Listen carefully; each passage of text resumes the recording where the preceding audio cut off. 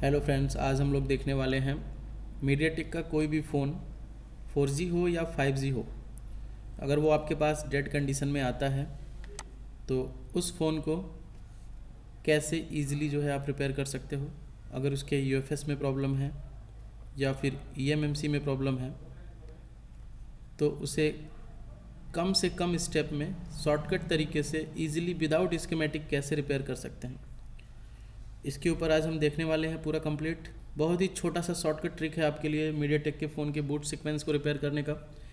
वैसे भी मीडियाटेक के फ़ोन का UFS हो या eMMC हो, वो चेंज हो ही जाता है मैक्सिमम फ़ोनों का, और जब वो चेंज हो जाता है तो बूट सीक्वेंस भी अब अगर आप रिपेयर करना जानते हो अच्छे से तो मीडियाटेक का कोई भी फ़ोन हो, अगर बोर्ड के अंदर लेयर्स डैमेज ना हो, बोर्ड फुला हुआ ना हो, तो आप उस फ़ोन को 100% रिपेयर करके दे सकते हो, अगर आपके पास जो भी उसके अंदर ICs लगी हुई है, अगर आपके पास वो अवेलेबल है तो। और आप सभी को ईद की हार्दिक शुभकामनाएं। और ईद के इस अवसर पर हम आपके लिए लेकर आए हैं एक छोटा सा गिफ्ट, यानी कि इस वीडियो को आप गिफ्ट ही समझो। और साथ ही साथ वेबसाइट कोर्स के ऊपर एक डिस्काउंट भी चल रहा है, तो आप जो है वेबसाइट कोर्स के ऊपर आ सकते हो। ये हमारा वेबसाइट है www.mobilelab.com, और यहाँ पे आपको वो सारी चीज़ें मिलेंगी, जो भी ट्रिक्स हैं, जो भी स्कीमेटिक की फुल इन्फॉर्मेशन यहाँ पे मिलेगी आपको। स्कीमेटिक कैसे रीड करते हैं, किस तरह से उसको समझा जाता है, और इसके अंदर अपडेट्स भी आते रहते हैं टाइम टू टाइम। यहाँ पे स्टार्ट कोर्स पर क्लिक करके आप जो है कोर्स को बाय कर सकते हो, और नीचे यहाँ पे वीडियोस देख सकते हो, यहाँ से भी समझ सकते हो कि कैसे कोर्स को बाय करना है। और यहाँ पे एक डेमो वीडियो पड़ा हुआ है, तो यहाँ स्टार्ट कोर्स पर क्लिक करके जो है आप यहाँ पे अपनी ID और पासवर्ड क्रिएट करोगे और उसके बाद आप कोर्स को बाय करोगे। ठीक है, आई होप कि आपको ये पहले से पता होगा कि कैसे करना है। चलिए हम चलते हैं टॉपिक के ऊपर, और इसमें आपका हम देखने वाले हैं कि किस तरह से डेड को रिपेयर करना है कम से कम स्टेप के अंदर, जिससे कि आपका टाइम बचे। क्योंकि बहुत सारे लोग ऐसे हैं जो फ़ोन को समझ ही नहीं पाते हैं कि फ़ोन में हम हार्डवेयर करें या फिर UFS पे काम करें या CPU रिवॉल्व करें। कुछ लोगों का तो ऐसा भी फ़ोन मेरे पास आ जाता है कोरियर से जिसमें प्रॉब्लम बूट सीक्वेंस की होती है, और उसमें काम जो होता है UFS और CPU के ऊपर पूरी तरह से कर दिया गया होता है, लेकिन फिर भी नहीं होता फ़ोन उनसे, तो वो फ़ोन कोरियर आता है मेरे पास ऐसा, तो उसको रिपेयर करके भी दिया जाता है। लेकिन ऐसा नहीं करना है, आपको समझना है कि फ़ोन के अंदर प्रॉब्लम है कहाँ पे और हमें काम कहाँ पे करना है। अगर डेड फ़ोन है तो किस तरह से हमें काम करना है। स्कीमेटिक हो या ना हो ज़रूरी नहीं है। देखिए, स्कीमेटिक की ज़रूरत कब पड़ती है? जब कोई ट्रैक ओपन हो जाती है तो हमें स्कीमेटिक की ज़रूरत पड़ती है। जब कोई लाइन मिस हो जाती है, उसकी सप्लाई नहीं बनती है, तब हमें स्कीमेटिक की ज़रूरत पड़ती है। मोस्टली हम ऐसे सप्लाईज़ को चेक कर सकते हैं जो बूट सीक्वेंस में आती है, उन सप्लाई को हम ईजिली चेक कर सकते हैं विदाउट स्कीमेटिक, चाहे वो 4G का फ़ोन हो, चाहे वो 5G का मीडियाटेक का फ़ोन हो। इसी तरह का हमारा कॉलकॉम के ऊपर भी ट्रिक है, एक्जेनस के ऊपर भी है, और स्पेक्ट्रम के ऊपर भी है। इन सभी ट्रिक्स को पाने के लिए आप हमारे लाइव क्लासेस को या फिर वेबसाइट कोर्स को ज्वाइन कर सकते हो। मोबाइल रिपेयरिंग का लाइव क्लासेस जो है 15 अप्रैल से स्टार्ट हो रहा है। सीट बुकिंग लगभग पूरी हो चुकी है, तो जिन्हें भी करना है वो अभी भी ज्वाइन कर सकते हैं। दूसरा, ऑफलाइन कोर्स भी हमारा 15 से 20 अप्रैल के बीच में स्टार्ट हो रहा है। सीट बुकिंग चल रही है उसकी। जिनको भी ऑफलाइन कोर्स करना है वो भी हमसे जुड़ सकते हैं। फ़ीस जो है काफ़ी कम है ऑफलाइन का, और कंटेंट काफ़ी लंबा है, यानी टोटल टॉपिक उसके अंदर कवर किए जाएंगे जो कि आपको मार्केट में काफ़ी हाई प्राइस के ऊपर मिलता है। वो सारी चीज़ें आपको काफ़ी कम प्राइस पर प्रोवाइड किया जाएगा इस महीने। दूसरी चीज़, आपको लैपटॉप रिपेयरिंग का अगर लाइव क्लास चाहिए तो वो भी स्टार्ट होने वाला है। लैपटॉप रिपेयरिंग की लाइव क्लासेस भी स्टार्ट हो रही है, तो उसकी भी सीट बुकिंग चल रही है, उसमें भी आप ज्वाइन कर सकते हो। या फिर आप वेबसाइट के ऊपर लैपटॉप रिपेयरिंग की वीडियो कोर्स भी बाय कर सकते हो, मोबाइल रिपेयरिंग की वीडियो कोर्स भी बाय कर सकते हो। साथ ही साथ अगर आप मोबाइल रिपेयरिंग के लिए सेंड करना चाहते हो तो आप हमें मोबाइल रिपेयरिंग भी करने के लिए सेंड कर सकते हो, जिसे रिपेयर करके आपको रिटर्न कोरियर के माध्यम से सेंड कर दिया जाएगा। चलिए, यहाँ पे हम बात करते हैं कि अगर ये फ़ोन है तो इसमें हमारा मीडियाटेक का दिख रहा है MT635V VPW। ठीक है, और एक बात रह गया, वेबसाइट के ऊपर जो भी कोर्स चल रहा है उसका एक कूपन है जिसमें डिस्काउंट मिलेगा आपको। तो कूपन के लिए आप हमें व्हाट्सअप करोगे स्क्रीन पर दे रहे नंबर से, या फिर डिस्क्रिप्शन में दिए गए नंबर से व्हाट्सअप करके आप उस कूपन को प्रोवाइड ले लोगे हमसे, उस कूपन कोड को। वो कूपन कोड आप जब अपडेट कार्ड, यानी कि जब आप बाई करोगे तो कार्ड में जब आएगा कूपन का ऑप्शन वहाँ पे होगा, वहाँ पे कूपन जब आप फिल करोगे तो आपको डिस्काउंट मिलेगा। ठीक है, वो डिस्काउंट आपको 1000 का है, तो आप डिस्काउंट पे बाई कर सकते हो वो कूपन कोड यूज़ करके। ठीक है, तो कूपन कोड पाने के लिए आप हमारे नंबर पर व्हाट्सअप कर सकते हो। चलिए, इसको रिपेयर करने के लिए हम देखते हैं सबसे पहली चीज़, देखिए कोई भी फ़ोन है तो पहले हम इसकी चार्जिंग आईसी की तरफ चलते हैं। डेड है ना, तो देखिए अगर चार्जिंग आईसी के ऊपर आप जाना चाहते हो तो पूरा सील्ड लगा होता है। अब कुछ लोगों को लगता है कि सील्ड निकाला जाए या न निकाला जाए, क्या सील्ड निकाल दें या ना निकालें। अगर सील्ड निकाल देंगे तो फिर कुछ लोगों को ऐसा भी लगता है कि सील्ड निकालने में कहीं हमसे फ़ोन हीट लग गई, डेड हो गया तो फिर प्रॉब्लम, या फिर कुछ और भी प्रॉब्लम्स उसके अंदर आ गई सील्ड निकालते वक्त, फिर बैक साइड में होता है। तो हमें ये पता है कि पावर आईसी के पास ज़रूर थोड़ा सा सील्ड कट होता है जिसके ऊपर थर्मल ग्लू होती है। तो मल्टीमीटर इन करके इस कैपेसिटर के ऊपर आप चेक कर सकते हो। जो कैपेसिटर दिख रहा है इन कैपेसिटर के ऊपर आप वीपीएच चेक कर सकते हो। फर्स्ट स्टेप यही होता है। अब इसको दो कंडीशन में आप चेक करते हो, एक तो विथ बैटरी लगाते ही वीपीएच बना कि नहीं बना ये चेक करोगे आप। दूसरा चार्जर लगा के केवल चेक करो वीपीएच बना कि नहीं बना, बैटरी मत लगाना, केवल चार्जर। तो उससे क्या होता है कि चार्जिंग आईसी पूरी तरह से वर्क कर रही है, मतलब आउटपुट बना रही है सही तरीके से, इस बात का कन्फर्मेशन हमें हो जाता है। मान लो चार्जर लगाने पे नहीं बनता वीपीएच, कम बनता, तो बैटरी और चार्जर दोनों लगाओ और देखो वीपीएच बन रहा है कि नहीं। बन गया, मतलब प्रॉब्लम तो है अभी चार्जिंग सेक्शन में, लेकिन हाँ ऐसा तो हो सकता है कि बैटरी प्लस चार्जर दोनों लगा रहे हो तो फ़ोन ऑन होना चाहिए, या फिर केवल बैटरी से ही पावर ऑन ऑफ बटन दबाने से ऑन होना चाहिए, लेकिन ऑन नहीं हो रहा है। तो वीपीएच पावर बन रही है, तो अब हमें इसके बाद नेक्स्ट पावर क्या चेक करना चाहिए। चलिए हम इसको यहाँ पे नोट कर देते हैं। फर्स्ट हमें क्या चेक करना है, फर्स्ट हमें सॉर्टिंग की बात मैं नहीं कर रहा हूँ, सॉर्टिंग आप डीसी में चेक कर सकते हो। जैसे बैटरी कनेक्टर पर लगाओगे ऑटोमेटिक हाई करंट कंजप्शन हो रहा है, यानी कि पूरा करंट कंज्यूम कर रहा है, तो या तो वीबैट शॉर्ट है या तो वीपीएच शॉर्ट है, ठीक है, वो अलग बात है। सॉर्टिंग नहीं है उसमें, करंट कंजप्शन डीसी पर नहीं हो रहा है, तो सेकंड स्टेप में आपको वीपीएच पावर चेक करना है, वीपीएच पावर चेक करना है। अभी VPH power 3.1 volt to 4.2 volt के बीच में कोई भी वोल्टेज रहेगा तो चलेगा। सेकंड नंबर पे आपको क्या चेक करना है, तो देखो सबसे शॉर्टकट ट्रिक क्या है, वो सारी चीज़ों को हमने सही से आइडेंटिफाई किया है, उसके बाद मैं आपको बता रहा हूँ कि कैसे शॉर्टकट ट्रिक होगा इसका। तो सीधा आपको चेक करना है, कोई भी एक कॉइल पकड़ लो आप जिसके ऊपर 0.8 वोल्ट बन रहा है या नहीं बन रहा है, ये देखना है आपको। 0.8 वोल्ट कोई भी एक कॉइल को देख लो, सील्ड कट ना करना पड़े, ऐसा देखो कि पास में ये कॉइल दिख रहा है, तो यहाँ पे अगर ये हायर एलडीओ का है तो 2 वोल्ट मिल जाएगा, नहीं तो 0.8। तो कोई भी एक कॉइल पे चेक करो वोल्टेज बना रहा है नहीं बना रहा है, ज़रूरी नहीं है सब पे चेक करना, यानी कि 0.8 वोल्ट चेक कर सकते हो तो वो ठीक है, या फिर 2 वोल्ट की हायर एलडीओ चेक कर सकते हो तो ठीक। अगर ये 2 वोल्टेजेस प्राप्त हो रही हैं तो सीधा थर्ड पोजीशन पे आप जाओगे, सीधा थर्ड पे आप जाओगे यूएफएस के पास में।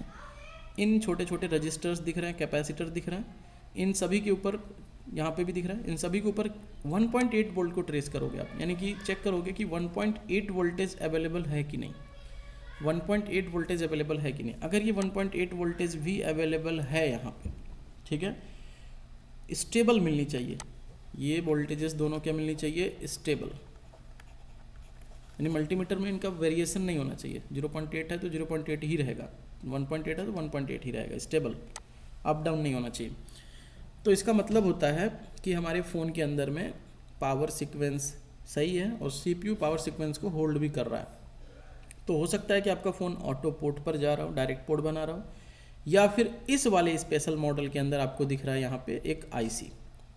और हमारे लाइव क्लासेस के अंदर कई बार इस आईसी के बारे में पढ़ाया जा चुका है, जितने भी स्टूडेंट हैं, MT6360 UP MP करके ये आईसी आती है। तो इस आईसी के अंदर हमें पता है कि रैम की वोल्टेज भी बनती है, रैम की जो पावर है। अब रैम कहाँ है, तो इस यूएफएस के अंदर ही रैम है और रोम भी है, तो उसकी रैम पावर तो बनी रही है, रोम पावर तो बनी रही है, रैम पावर यहाँ से बन रही है इस आईसी से। तो इसकी रैम पावर जो है इस आईसी से बनती है, अब वो पावर भी मिस हो सकती है, तो इस कॉइल के ऊपर हमें चेक करना है वोल्टेज, ठीक है। और ये कॉइल यहाँ पे है वीपीएच और इसका बूट कैपेसिटर यहाँ पे नज़र आ रहा है, छोटा सा ही होता है बूट कैपेसिटर, कॉइल से ही कनेक्टेड होता है, इसलिए हम इजीली इसको आइडेंटिफाई कर पा रहे हैं। तो बूट कैप 8 वोल्ट और रैम पावर चेक कर सकते हो, रैम पावर की वजह से भी आपका फ़ोन ऑटो पोर्ट पे जा सकता है, या फिर 1.8 तो चेक कर लिए, इस पर एक 2.8 की हायर वोल्टेज भी होती है, कहीं ऐसा तो नहीं है वो वोल्टेज नहीं आ रही है, या 0.8 की अदर वोल्टेजेस भी होती हैं जो फेस है। तो आपको यहाँ पे 1.8 कम से कम चेक करना है। अगर आपको ये 3 वोल्टेजेस किसी भी फ़ोन के अंदर मिल रही है, थर्ड के बाद फोर्थ नंबर पे रैम पावर। अब रैम पावर में 2-3 तरह की पावर्स होती हैं, उसको एक्सप्लेन किया गया है। आपका रैम पावर VDD1, VDD2 और VDDQ होता है, ठीक है, VDD1, VDD2 और VDDQ, ठीक है, इस तरह से रैम पावर होता है, तो उसको चेक कर सकते हो। अच्छा चलो, आपने रैम पावर अगर नहीं भी चेक कर पाया आपने, तो आपको ये तो कंफर्म है कि बूट सीक्वेंस में प्रॉब्लम नहीं है, रैम की प्रॉब्लम है, रैम की वोल्टेज नहीं बन रही है, तो आपका डीसी पे स्टक होने लगेगा, फ़ोन आपका डीसी पे स्टक होने लगेगा, हाई बूटिंग में रह जाएगा फ़ोन आपका, 180 150 160 1 के ऊपर जाएगा, 100 के ऊपर मिली एम्पियर जाएगा और छोड़ते ही रिलीज 0 हो जाएगा, या फिर स्टक हो रहा है, ऐसा भी होगा। तो हाई बूटिंग में है या फिर स्टक हो रहा है तो रैम पे काम करना है, सीपीयू पे काम करना है, क्योंकि सीपीयू और रैम आपस में कनेक्टेड होते हैं, तभी जाके स्टोरेज यानी रोम को रीड कर पाते हैं वो। तो आपको ये 4 वोल्टेजेस ही चेक करके कंफर्म कर लेना है कि पावर की प्रॉब्लम है या नहीं है। अगर ये सारी वोल्टेज स्टेबल है फिर भी आपका फ़ोन डेड है तो आप सीधा काम करोगे UFS या EMMC जो भी है उसको चेक करोगे। अब UFS में हो सकता है आपका लून पार्टीशन एरर हो, कोई लून एरर आ रहा हो, लून 0 लून 1 या लून 2, 3 ही लून होता है इसमें मीडियाटेक में, तो उस लून के अंदर में कोई लून आपका एरर हो, ज़्यादातर चांसेस होता है लून 0 डैमेज होता है और फ़ोन आपका ऑटो पोर्ट पे चला जाता है।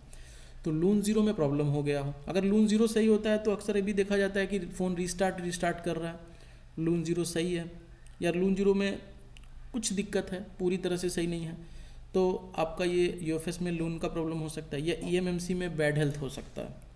ठीक है, EMMC में बैड हेल्थ हो सकता है जिससे आपका फ़ोन ऑटो पोर्ट पे जा रहा है, या EMMC पूरी तरह से डेड हो सकती है, या UFS पूरी तरह से डेड हो सकती है, या फिर ऐसा भी हो सकता है कि UFS या EMMC की जो रिक्वायर्ड वोल्टेज है वो वोल्टेज कोई मिसिंग है। तो ये चीज़ भी आपको चेक करना होगा अपने नॉलेज से। अगर स्कीमेटिक है तो अच्छी बात है। तो आपको ये छोटा सा इतना स्टेप चेक करके आप समझ सकते हो। अगर आपके UFS में सारे लून 0 लून 1 और लून 2 परफेक्ट शो हो रहे हैं, उसमें कोई भी हेल्थ इशू नहीं है, सारी लून्स प्रॉपर शो हो रही है, या EMMC में हेल्थ प्रॉब्लम नहीं है और पूरी पार्टीशन शो हो रही है, तो फिर आपको बोर्ड में उसे लगाना होगा और CPU को रिवॉल्व करना होगा, CPU को रिवॉल्व करना होगा। और साथ ही साथ मीडियाटेक के अंदर एक कॉमन प्रॉब्लम आती है 3 volt USB PMU, 3 volt USB_PMU वाली एक वोल्टेज होती है, अक्सर ये शॉर्ट हो जाता है। तो चलिए ये भी मैं बता देता हूँ कि अगर 3 वोल्ट USB PMU शॉर्ट होता है तो मैक्सिमम टाइम ये हो जाता है कि आपकी ये जो वोल्टेजेस है जो स्टेबल प्राप्त हुई है वो डिसेबल हो जाती है, यानी कि वो भी ऑफ हो जाते हैं, वो वोल्टेजेस बनते नहीं हैं। तो एक तो ट्रिक ये भी हो गया कि अगर ये वोल्टेजेस बन रहे हैं तो मतलब कि 3 वोल्ट की PMU भी चेक करने की ज़रूरत नहीं है, और पोर्ट बना रहा है PC पे तो 3 वोल्ट की PMU भी चेक करने की ज़रूरत नहीं है, तो उसको ढूंढना नहीं पड़ेगा। अगर नहीं बन रहे हैं उस कंडीशन में अलग ट्रेसिंग होगा, अगर बन रहे हैं तो कम से कम आप गलत रिपेयरिंग तो नहीं करोगे, ये ज़रूरी है। क्योंकि अगर ये चीज़ें स्टेबल हैं और आपका फ़ोन वॉल्यूम अप डाउन दबा के पोर्ट पर जा रहा है तो आपको पावर सीक्वेंस में फ़िलहाल पावर IC के साइड से कोई काम नहीं करना है। आपका रैम का वोल्टेज प्रॉब्लम हो सकता है, आपका UFS में लून प्रॉब्लम हो सकता है, आपका EMMC है तो बैड हेल्थ हो सकता है। 3 वोल्ट की वोल्टेज भी नहीं चेक करनी है और ना ही 1.8 की शॉर्टिंग चेक करनी है, क्योंकि वो तो तब चेक करना होता है जब आपकी सारी वोल्टेजेस पावर IC के आउटपुट कॉइल्स के ऊपर ड्रॉप होते हैं। तो उसके और भी बहुत सारे ट्रिक हैं।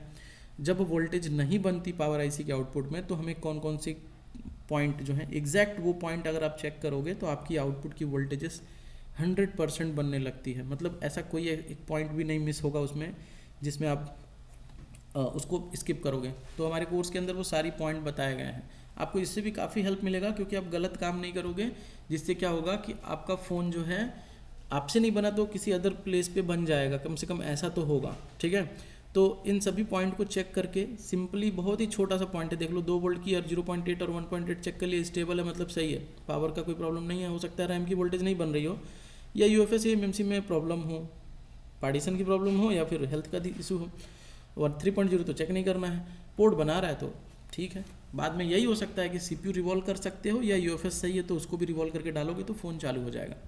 तो ज़्यादातर इस समय Redmi Note 10 Note 10 Pro के फ़ोन जितने भी आ रहे हैं उसके अंदर यही हो रहा है, CPU और UFS रिवॉल्व हो रहा है।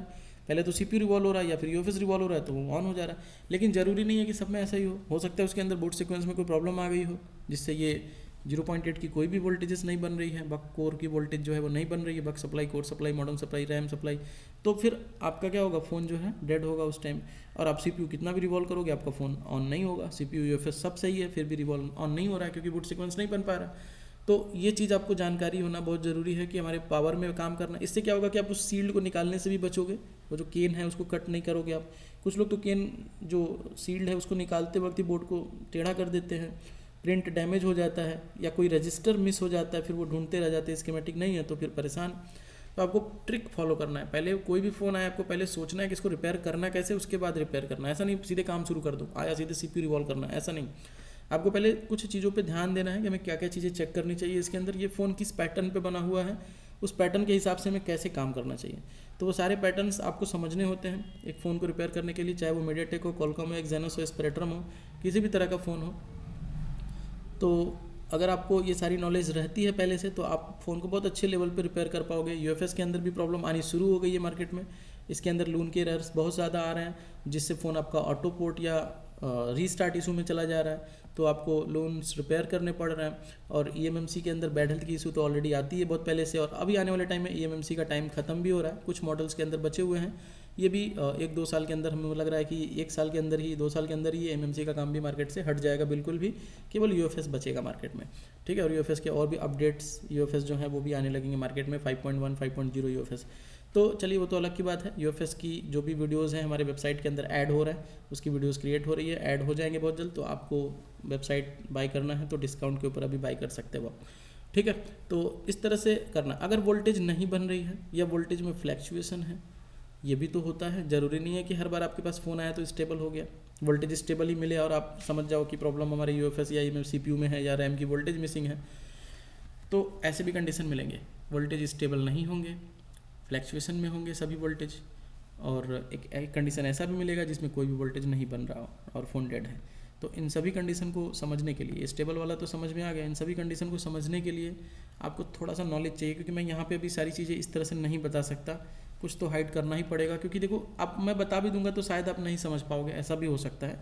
आपकी नॉलेज का मैं कदर करता हूँ कि समझ में आ सकता है आपको, आप सोच रहे होगे कि सर बता देंगे तो मैं समझ जाता, लेकिन ठीक है, मुझे ऐसा लगता है कि मैं अगर उस चीज़ों को एक्सप्लेन करूं पूरी तरह से तो शायद आपको ऊपर ऊपर जाए, फिर आप कमेंट करके ये भी बोल सकते हो कि सर थोड़ा प्रैक्टिकल बताओ या ये बताओ वो बताओ, तमाम चीज़ें।